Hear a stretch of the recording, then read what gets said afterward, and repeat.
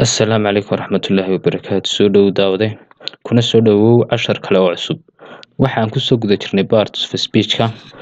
Waxaan hore soo dhiganay noun, sidoo kale waxaan soo dhiganay dhammaan qaybihiisa noun-ka.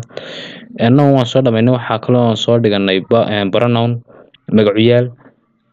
Pronoun-ka waxaan u qaybinay qaybo kindskiisii ayaan ku guda jirnaa. Waxaan ugu horeeyay personal pronoun. Personal pronoun-ka isna dhowr qaybood si kala baxa. Waxaan ugu horeeyay possessive pronoun. Marka bal aynu ku horeyno possessive pronoun-ka waxay yihiin. Possessive pronouns are kind waa qayb kale oo personal pronoun, waa nooc ka mid ah personal pronoun-ka. That kuwaasoo shows us inaga ina tusiya possession lahaansho, and they are waxayna yihiin possessive pronoun magacuyaalada lahaanshaha bay noqonayaan. Waa nooc ka mid ah personal pronoun-ki magacuyaaladii dadka la siinayay. Personal pronoun-ku waxa ay na tusaan lahaansho inaga ina tusaan. Tusaale ahaan kaygii oo kale, kiisii, keedii, kuwaagii ama kaagii, kuwayagii, kuwoodii iyo kiisii. Hay mine waa kaygii, his kiisii, hers keedii, yours kaagiina way noqon kartaa, kuwiiniina way noqon kartaa. Hay ours kuwayagii, theirs kuwoodii, its kiisii. Hay tusaale ahaan this book is mine waa kaygii. That handbag shandadaas ama boorsadaas is hers waa teedii. Are this book is yours? Miyay buugtani yihiin kuwaagii? Buugtani ma kuwaagiiba? Hay those pictures sawiraantani are not maaha ours kuwayagii, but laakiin they are iyagu waa theirs kuwoodii. Those pictures sawiradani are not ours maaha kuwayagii, but laakiin they are waa theirs kuwoodii. This is my car, kani waa baabuurkaygii. This key furahana is waa kiisii. This pen qalinkani is mine waa kaygii, and that one kaasina is his waa kiisii. Marka u fiirso mine maxay halkan noogu jirtaa inuu buugan yahay kaygii. Hers inay boorsadaas tahay bay noogu jirtaa iyadna teedii. Yours waxay noogu jirtaa wuxuu weydiiyey buugtani, wuxuu ku yidhi are these books buugtani yours ma kuwaagiiba ama buugtani ma kuwaagiiba. Markaa lahaansho noogu jirtaa inay sheegayso ninkani ma inuu leeyahay. Those pictures are not ours, sawiradani maaha kuwayagii, waxay sheegaysaa oursdani inay lahaansho bay sheegaysaa, but laakiin they are iyagu waa sawiradani theirs kuwoodii waa waxay lahaanshahoodii. This is my car, kani waa baabuurkaygii. This key furahana is kiisii weeyaan, inuu isagu furahan iska leeyahay buu sheegaysaa idistani oo waa lahaansho. This pen qalinkani is mine waa kaygii, and that one kaasina is his waa kiisii. Marka possessive pronoun-ku waa nooc ka mid ah personal pronoun-ka, wuxuu ina tusaa lahaansho, waa magacuyaalada lahaanshaha la yiraahdaa possessive pronoun magacuyaalada lahaanshaha. waxaana weeyaan kaygii, kiisii, keedii, kuwiinii ama kaagii. Yudu laba jeerba waxay noqonayaan yudu marna waxay noqotaa singular marna plural, labadaba iyadu way noqotaa. Marka labadaba ma oran karnaa inuu kaagii yahay ama inuu kuwiinii yahay. Ours waa iyadna waxa weeyaan waa kuwayagii, theirs waa kuwoodii, its waa kiisii. Aan ka gudbo bal tusahan leeg personal pronoun baan dhankan ku qorinaa, dhankana possessive pronoun magacuyaalada lahaanshaha dhinaca kale ku qorinaa. I iyo me. I waxa weeyaan waa singular personal subject waliba singular oo personal pronoun. Marka dambe dib u kala sheegi doonaa. Me-na iyadna waa object personal pronoun, subject personal pronoun, object personal pronoun. I waa subject personal pronoun, me-na waa object personal pronoun. Horaan ugu soo dhigay casharkan ka horeeyay intaanad kan daawan waxaan weli kula talin lahaa inaad ka soo daawato markay kaygii aad sheegayso I waa anigi meena waa aniguna waa object ayna waa subject meena waa object laakiin markaad sheegayso shay aad leedahay mine buu noqonayaa kaygii he isaga himna waa object una waa isagun muxuu noqonayaa kiisii uu lahaanshihiisii his bay noqonaysaa waa shay isagu iska leeyahay hiskiisii she iyada her iyada herskeedii you adiga yours kuwaagii we anaga as waa anaga ours kuwayagii you waa tan aan markii hore sheegay oo markaan waa singular markaan waa plural markaan waa keli markaan waa jamac you dani markaan lahaansheed maxay noqonaysaa yours kuwiini you dani waa personal pronoun tan waa possessive pronoun waa lahaansho ayna sheegaysaa they waa iyaga them iyaga theirs kooga hay ka gudbo haddaba afartaa ugu horeeya I aniga he isaga she iyada you adiga intaasiba waa singular oo singular personal pronoun hay maxaa soo hadhay saddexdan soo hadhay saddexdan kale soo hadhayna waa plural waa jamac oo waa anaga idinka markaa adiga bay ugu jirtaa markan yudu markan waxay ugu jirtaa idinka markaa waa adiga markan idinka bay ugu jirtaa oo jamac waa markan waa plural markan waa singular hay haddaba intaa hore I he she you we you they I aniga he iyada she iyada you adiga we anaga you adiga they intaasi wax weeyaan subject personal pronoun oran soo dhig subject personal pronoun ku waxay yihiin waa ku ficilka sameynay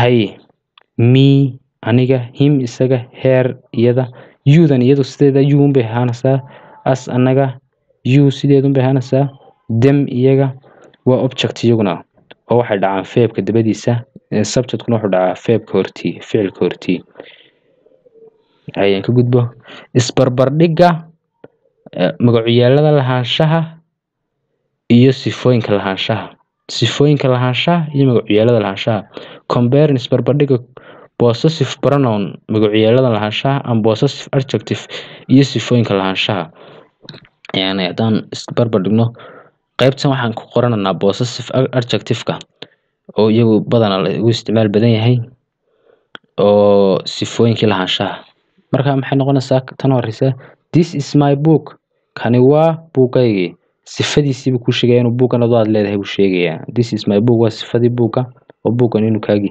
this book buugani is mine waa kaygii this is my book kani waa book this is my book kani waa buugaygii this book buugani is mine waa kaygii that car is his car waa baabuurkiisii that car baabuurkaasi is his this tani is waa her shawl shalmadeedii ama this shawl shalmadani is hers waa teedii this kani is not maaha your pen qalinkaagii this pen qalinkani is not maaha yours kaagii hay these kuwani are waa our chairs kuraasteedii these chairs kuraastani are ours waa kuwayagii those are kuwani waa their passports baasaboorradeedii those passports baasaboorradani are theirs waa kuwoodii this kani is waa it is egg beedkiisii this egg beedkani is it is waa kiisii reflexive pronouns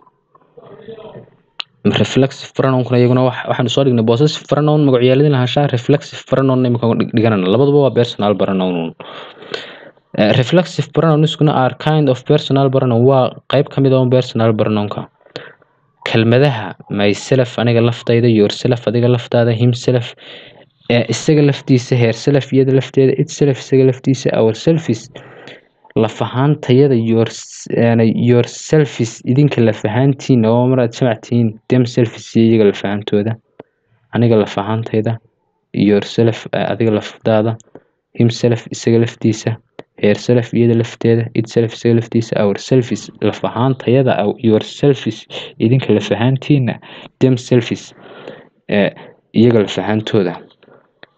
Reflexive pronouns intaas waa reflexive pronoun, kelmadahaas oo dhan waa reflexive pronouns. qaabka loo isticmaalayana waan dhigan doonaa. haddaba intaa hore myself iyo yourself iyo himself iyo herself iyo itself intaas waa singular bay sheegayaan, oo aniga laftayda waa anigu bas ka hadlaya, yourself adiga laftaada adun baan ka hadlaya, himself isaga laftiisa isagu baan ka hadlaya, herself iyada laf ahaanteeda iyadu baan ka hadlaya, itself isaga laftiisa isagu baan hadlaya. laakiin saddexdan dambe waa jamac oo singular maaha, waa plural, oo ourselves annaga laf ahaantayada, yourselves idinka laf ahaantiina, themselves iyaga laf ahaantooda. maxaad kala garanaysaa? waxaad kala garan karaysaa ves baraacsa, tanna f kaliya ku joogtaa, selfies iyo self. aynu haddaba ka gudubno isticmaalka reflexive pronounska. reflexive pronounka waxaa loo isticmaalaa as emphasize, inay wax adkeeyaan. we use waxaanu isticmaalnaa these pronouns magacayaaladan to emphasize inay adkeeyaan the subject kii wax sameynayay. waxaanu isticmaalnaa inay adkeeyaan kii wax sameynayay. tusaale ahaan, I myself killed the rat, aniga laf ahaantayda dilay jiirka. tusaale inta ka badan aynu soo qaadano, waxa lagu yidhi ba cali baa opened furay the window daaqada. cali baa furay daaqada, waaba rumaysanba weydaba. markaasaa lagu yidhi cali himself isaga laf ahaantiisa opened furay the window daaqada. cali baa furay daaqada baa lagu yidhi, waryaa daaqada furay, cali baa furay, mee cali ma furaya baa tidhi, isaga laftigiisa furay daaqada lagu odhanaya marka dambe. nimca baroog kala jebisay dajeer kursiga, nimco herself iyada lafteeda baroog jebisay dajeer kursiga. aniga killed dilay the rat jiirka. I myself aniga laftigayga killed dilay the rat jiirka. you adiga abused me aniga ama iflagaadiyey. you yourself adiga laftigaagana abused me aniga. the boys inamadu shouted waa ay qayliyeen. the boys inamada themselves iyaga laftigooda shouted qayliyey. maxayn soo sheegnay inay magaca adkeeyaan ama subjectka adkeeyaan, ka wax sameynaya inay adkeeyaan baynu soo sheegnay. reflexive pronounka kan kalena waxa weeyaan waxay object u noqdaan ficil la sameeyey bay object u noqdaan, oo kii ku dhacay ay noqdaan. tusaale ahaan, I bit aniga qaniinay myself aniga laftigayda qaniinay, aniga laf ahaantayda isqaniinay. the man ninku killed wuxuu dilay himself, ninkiibaa isaga laftigiisii dilay. verbkii waa killed, himselfna waxay u noqotay object bay noqotay oo kii ku dhacayay. hadii trapped waa iyadaa dabtay herself laf ahaanteeda iyadaa isdabtay. the door albaabku shut isagaa isxidhay, itself isaga laftigiisa isxidhay. you adiga abused caayay yourself laftaada, adunbaa iscaayay ama adiga caayay ama aflagaaday isla laftaada. hay'ata saddexaad inoo sheegayaan, waxay noo sheegaan as-aloon kelinimo inoo sheegaan. tusaale ahaan, aniga ayaa dhameeyey shaqadii, anigu baa shaqadii dhameeyey. aniga finished dhameeyey the work shaqada, by myself aniga laftigayga dhameeyey shaqadii. he painted the house by himself isaga unbaa dhameeyey ama isaga laftigiisa dhameeyey ranjiyeyntii guriga. she went waa tagtay by herself iyada laftigeyga unbaa tagtay. haddaba haddaynu summary yar aynu isla eegno oo la xidhiidha personal pronounki saasaan ku dhamaynay. subject pronoun baynu xaggan ku dhiganaynaa, xaggana object pronoun, xaggana possessive pronoun, xaggana reflexive pronoun. subject pronounku waa kii ka hor dhacayay magacay wax sameynayay, verbkii wax isagu kii sameynayay. object pronounkuna waa kii verbka ka daba dhacayay ee uu ku dhacayay verbku. possessive pronounkuna waa kii lahaanshaha sheegayay, waxaan anigu inaan leeyahay sheegayay. reflexive pronounkuna waa kii waxaad keenay imkaan soo dhiganay saddexda qaybood kala baxay maruu ahaado inuu maruu feebka u noqdo object iyo maruu waxaad keenay aniga laftiga waxa sameeyo kale iyo maruu kelinimo inoo sheegay oo aniga laftiga in kun bashaqadi dhameeya hay subject pronoun kan nimaadno waa I waa aniga object markay noqoto waa me waa aniga possessive pronoun markay noqoto mine waa kaygi myself aniga la fahanteeda markay reflexive noqotana subject pronoun he aniga isaga him waa isaga una object pronoun his waa possessive pronoun waa kii lahaanshaha sheegay oo his waa lahaanshiibu sheegaya himself isaga la fahantiisa she iyada her waa iyadii oo laakiin marna waa object marna waa subject hers waa keegi in iyadu leedahay sheegaysa herself iyada la fahanteeda it waa isaga it waa isaga it is kiisi itself isaga la fahantiisa you adiga you waa adigii oo marna waa object marna waa subject yours waa kaagii yourself adiga la fahantaada you-dan iyo you-dan waxay kala duwan yihiin you-dan waxaan ka dhiganay plural taana waxaan ka dhiganay singular taa kelinimo ka dhignay tana jamac you waa kelinimo waa adiga idinka you-da hore kelimaadkan waa jamac bay sheegaysaa you idinka you waa idinku yours waa idin waa yours waa kiini kaa kale maxay noqonaysaa kaagi bay noqonaysaa tana kiini yourself is idinka la fahantiina waa dhowr qof ama wax ka badan we waa anaga as anagii oo marna subject marna object weeyaan ours kaayagii ourselves la fahanteeda they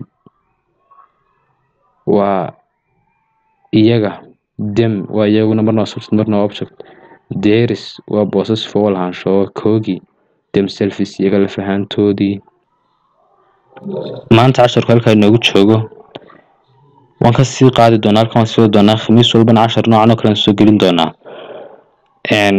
like iyo share ha ilaawin subscribe na ku qabo si aad cashar walba soo geliyo aad u aragto khamiistu marnimka soo gelin hadii doon ka yara badin doonaa laakiin imika khamiistan ku yara wadaya waqtigoo yara cidhiidhi awgeed